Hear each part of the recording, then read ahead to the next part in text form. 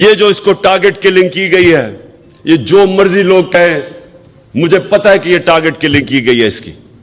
इसको जो मारा इन्होंने, इसको शहीद किया। अस्सलाम वालेकुम जी। तो खान साहब का सोशल मीडिया पर एक बयान, एक स्टेटमेंट बहुत वायरल हो रही है। यूथिये और एक काली भेड़े जो सहाफियों के रूप में यूथिये हैं, असल में वो यूथिये हैं और खुद को कहते हैं कि हम सहाफी हैं, वो बढ़ चढ़कर इमरान खान के इस बयान को या इस स्टेटमेंट को शेयर कर रहे हैं सोशल मीडिया पे। इसको वायरल करने की कोशिश की जा रही है, बल्कि ये वायरल हो चुका है। तो खान साहब को पता है जी, दुनिया चाहे कुछ भी कहती रहे, खान साहब को पता है कि अरशद शरीफ का जो कत्ल किया गया है ये एक सोचे समझे मंसूबे के तहत किया गया है। टारगेट किलिंग है जी, कोई माने या ना माने, इसको मरवाया गया है। और खान साहब इल्जाम किस पर लगाने की कोशिश कर रहे हैं? जी हाँ, इदारों पर, पाकिस्तान के सबसे बड़े इदारे और जो पाकिस्तान की सलामती का ज़ामन है अल्लाह के फजल करम से, उस इदारे पे ये खान साहब और उसके हवारी इल्जाम लगाने की कोशिश कर रहे हैं। पहले आप इस फितने का बयान सुन लें, उसके बाद बात करते हैं। ये जो इसको टारगेट किलिंग की गई है, ये जो मर्जी लोग कहें, मुझे पता है कि ये टारगेट किलिंग की गई है। इसको जो मारा इन्होंने, इसको शहीद किया।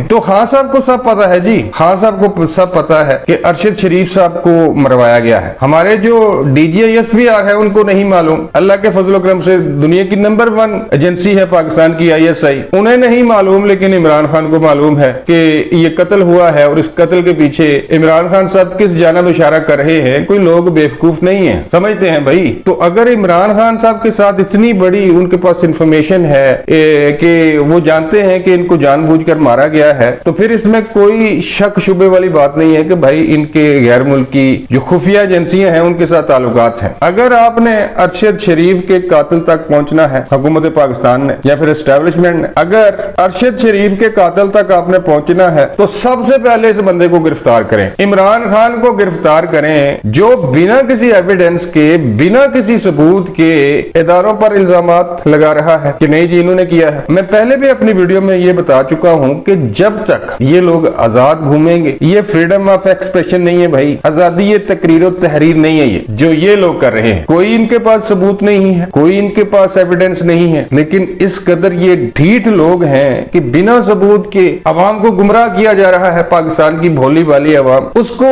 गुमराह किया जा रहा है और इदारों को बदनाम करने की कोशिश की जा रही है। तो जब तक मौजूदा हुकूमत इन लोडे लपाड़ों को, इन चमचों को जो खान साहब को मसीहा समझ रहे हैं, जब तक इनको कानून के कटहरे में नहीं लाया जाता, तब तक ये लोग आपको बदनाम करते रहेंगे। और मेरा ख्याल है कि अब मिलिट्री एस्टेब्लिशमेंट ने भी ये डिसाइड किया है कि उन पर जो बेबुनियाद और झूठे इल्जामात लगाए जा रहे हैं इन लोंडे लपाड़ों, इन चमचों की जानब से, तो अब वो भी बर्दाश्त नहीं करेंगे भाई। DGISPR उनका एक बयान सामने आया है, उनकी स्टेटमेंट सामने आई है, उन्होंने वाज़ेह कर दिया है और हुकूमत से ये मुतालबा किया है कि अरशद शरीफ साहब की जो मर्डर हुआ है इनका, इस पर मुकम्मल छानबीन की जाए कि इसमें कौन लोग मुलव्वस हैं। साथ ही साथ उन्होंने ये मुतालबा भी किया है कि अरशद शरीफ साहब को मुल्क क्यों छोड़ना पड़ा, क्या वजूहात थी, कौन अरशद शरीफ साहब को तंग कर रहा था। इमरान खान साहब और इनके जो लोंडे लपाड़े हैं वो तो यही इल्जामात लगा रहे हैं कि नहीं जी पहले इनको मुल्क से भगाया गया, तंग किया गया कि अगर मुल्क से आप ना गए तो आपको मार दिया जाएगा। इल्जाम किस पे लगाते हैं भाई?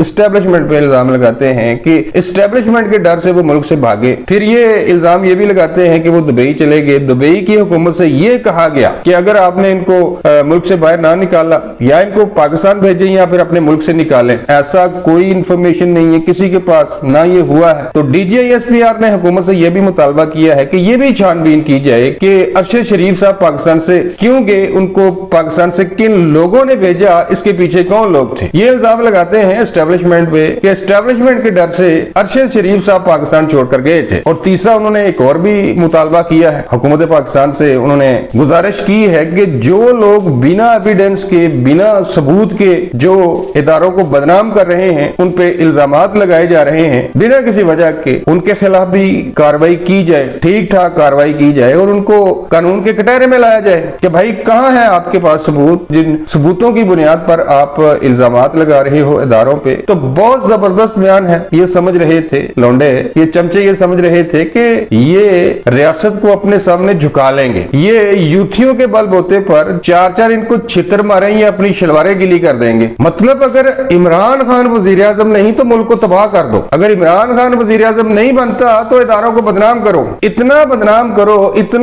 इतने इल्जामात लगाओ इदारों पे, मिलिट्री एस्टेब्लिशमेंट पे इतने इल्जाम लगाओ कि वो मजबूर हो जाएं कि इमरान खान को दोबारा वो कहें कि सर आए आप दोबारा वजीर आजम बन जाएं, तो ये आपकी खाम ख्याली है। ऐसा अब नहीं होगा। एक दफा वजीर आजम आपको बनाकर वो पछता रहे हैं, दूसरी बार इंशाल्लाह अब वो वक्त नहीं आएगा। दोबारा वजीर आजम बनने का ख्वाब या ख्वाहिश अपने दिल से आप निकाल दें, ऐसा नहीं होगा। कुछ भी कर ले, अरशद शरीफ साहब का जो मर्डर हुआ है, अगर इदारे इसके पीछे होते, अगर एस्टेब्लिशमेंट इसके पीछे होती तो वो कभी भी DGI-SPR ये बयान ना देते आकर। तो बहुत जबरदस्त बयान आया है, बर वक्त उनका बयान आया है। अब हुकूमत की जिम्मेदारी बनती है कि इस सारे मामले की छानबीन करे, तहकीकात कराएं, इसको इन्वेस्टिगेट करें और जो लोग इसमें मुलव्वस हैं और जो लोग बिना सबूत के, बिना एविडेंस के इदारों पर तनकीद कर रहे हैं, उनको निशाना बना रहे हैं, उन पर इल्जामात आयद करने की कोशिश कर रहे हैं, फौरी तौर पर इनको गिरफ्तार किया जाए और इनको कानून के कटहरे में लाया जाए और उनसे पूछा जाए कि भाई किन सबूतों की बुनियाद पर आप इदारों के खिलाफ इल्जाम तराशी कर रहे हो। अब तक के लिए बस इतना ही, मिलता हूं किसी नई वीडियो में। अल्लाह निगहबान।